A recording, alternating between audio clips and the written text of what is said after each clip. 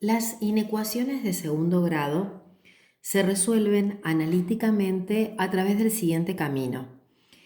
Vamos a suponer que nos presentan una inecuación de segundo grado, es decir, un polinomio de segundo grado desigualado a cero, y me piden que lo resuelva.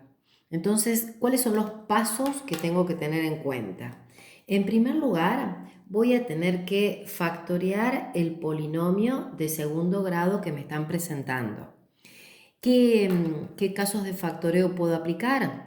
Todos los casos que conozco. En esta oportunidad yo apliqué, primero extraje factor común. Al extraer factor común dividí cada uno de los términos del polinomio por el factor común menos 2. Luego que hice este caso de factoreo, decidí factorear por raíces. Por lo tanto, fue necesario calcular las raíces, que las calculé mediante la resolvente. Encontré que las raíces son 1 y menos 4. Y finalmente lo que hice fue factorear el polinomio que me dieron mediante raíces. En esta oportunidad aparece un factor, que en este caso es menos 2, que está multiplicando. Entonces lo voy a pasar al segundo miembro. Por ser negativo, invierto la desigualdad. Y finalmente llego que el producto de estos dos binomios me tiene que dar menor o igual a 0. Vale decir que yo con esta situación ya trabajada algebraicamente voy a detenerme a trabajar en el segundo paso. ¿De qué se trata el segundo paso? Yo tengo que analizar cuáles son las posibles soluciones. Entonces, yo estoy afirmando que este producto me da menor o igual a 0. ¿Qué significa eso? Que yo también podría decir que el producto me tiene que dar o 0 o un número negativo, porque los números que son menores a 0 son los números negativos. Por lo tanto, para que esta condición se cumpla, ¿cuáles van a ser las posibles o los posibles signos que va a tener cada uno de estos factores? Si el primer factor es negativo, o sea, es menor o igual a 0, para que el producto me dé negativo, el segundo factor necesariamente va a tener que ser positivo, para que al aplicar la regla de signos menos por más, me dé negativo. O también que se tiene que cumplir que si el primer factor, así como anteriormente era negativo, ahora considero que es positivo, el segundo factor, para que el producto me dé negativo, va a tener que ser negativo. Vale decir que los factores tienen que tener distintos signos. Bueno, me quedan planteadas definitivamente 4 inecuaciones de primer grado. Resuelvo cada una de ellas. Al despejar de la primera obtengo que x es menor o igual a 1. Al despejar de la segunda, obtengo que x es mayor o igual a menos 4. Si me voy a la segunda condición, voy a poder afirmar que x es mayor o igual a 1 y que x es menor o igual a menos 4. ¿Cómo armo las soluciones? La forma más simple para armar las soluciones es representar sobre la recta numérica, sin trabajar en escala, pero sí considerando el orden en la recta numérica, los valores que acabo de encontrar. Es decir, que el 1 lo voy a representar hacia la derecha del 0 y el menos 4 a la izquierda de 0. Entonces, ¿qué dice la primera inecuación? La primera inecuación me dice que x tiene que ser menor que 1. ¿Cuáles son los valores menores que 1? Desde 1 hacia la izquierda. 1, le hago la flechita, como dice menor o igual a 1, lo voy a dibujar cerrado al intervalo. Pero también, al mismo tiempo, digo que x tiene que ser mayor que menos 4. Entonces, desde menos 4 voy a marcar la solución. ¿Hacia dónde? Hacia los infinitos positivos. Y al menos 4 también lo considero como solución.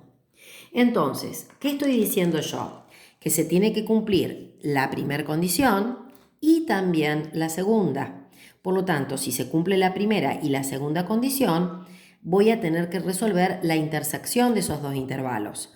Y cuando yo resuelva la intersección de esos dos intervalos, voy a encontrar el intervalo que va desde menos 4 hasta menos 1, hasta 1, positivo, cerrado en ambos extremos, porque el menos 4 pertenece tanto a la zona verde como a la zona naranja. Por lo tanto, es cerrado. Y lo mismo ocurre con el 1. Ahora repito el mismo análisis, pero para la segunda inecuación. Entonces, ¿qué digo ahora? Bueno, si x tiene que ser mayor que 1, que lo habíamos marcado en verde, y 1 aproximadamente está ubicado en este espacio, ¿cuáles son los valores mayores que 1? Desde 1 hacia los infinitos positivos, considerando el 1.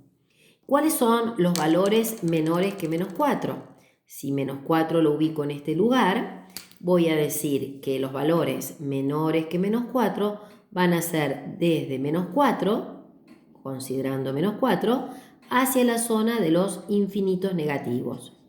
Entonces, como yo tengo que resolver y tengo que indicar los valores que pertenezcan al primer intervalo y también al segundo, si observamos gráficamente, no hay ninguna zona de la recta numérica que verifique ambas condiciones simultáneamente. Por lo tanto, la intersección de esos dos intervalos es el conjunto vacío. Pero como nosotros cuando analizamos la inecuación dijimos que se tenía que cumplir la primera condición o la segunda condición, yo estoy en condiciones de decir que la solución de la inecuación va a ser el intervalo que va a estar, digamos, o el resultado de la operación entre el primer intervalo unido al segundo intervalo. ¿Por qué? Porque digo que se cumple la primera o la segunda condición. Cuando el intervalo cerrado lo uno con el vacío, finalmente termino encontrando que la solución es el intervalo entre menos 4 y 1 cerrado en ambos extremos. Por lo tanto, ¿qué puedo afirmar yo en esta oportunidad? De que todos los valores que pertenezcan al intervalo entre menos 4 y 1 van a ser solución de la inecuación de segundo grado planteada originalmente, es decir, de la inecuación que yo había dado en un primer momento, menos 2x cuadrado menos 6x más 8 mayor o igual a 0. ¿Cómo puedo hacer para saber si esto es cierto? Puedo elegir un valor de este intervalo o puedo elegir valores que no pertenezcan al intervalo. Por ejemplo, yo voy a elegir el 0 que pertenece al intervalo y al reemplazar, ¿qué obtengo? 0 elevado al cuadrado me da 0, por menos 2 0, menos 6 por 0 es 0, por lo tanto 0 menos 0 más 8 me termina dando 8. ¿8 cumple la condición de ser mayor o igual a 0? Sí, por lo tanto estoy en condiciones de afirmar que este intervalo está bien elegido y es el intervalo solución de la inecuación cuadrática planteada.